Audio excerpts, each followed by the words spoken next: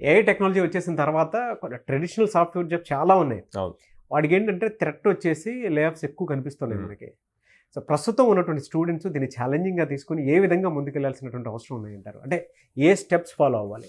So AI వచ్చేసి మనకి jobs పోవటానికి మెయిన్ రీజన్ మనం డైలీ చేసే జాబ్స్ అసలు ఇంకా రోజు మనం ఏం చేస్తాం అన్నది చేంజ్ లేకుండా మిషన్ లాగా సేమ్ జాబ్ చేస్తున్నాం అనుకోండి, అవన్నీ కూడా ఆటోమేట్ అయిపోతున్నాయి.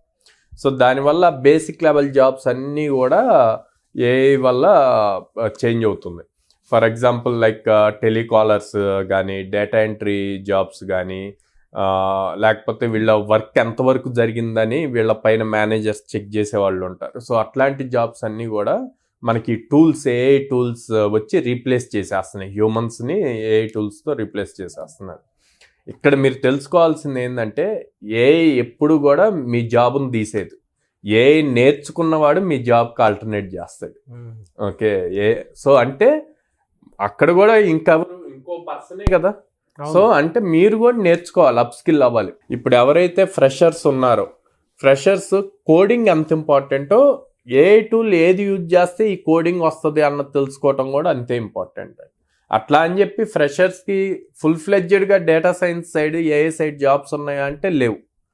కానీ దాని మీద అవేర్నెస్ ఉండటం చాలా ఇంపార్టెంట్. అది ఉండటం వల్ల మీరు ఒకసారి ఇండస్ట్రీలోకి ఎంటర్ అయ్యాక ఆ నాలెడ్జ్ బేస్ చేసుకొని మీ కెరీర్ని గ్రో చేసుకోవటం చాలా ఈజీ అవుతుంది నెక్స్ట్ లెవెల్కి.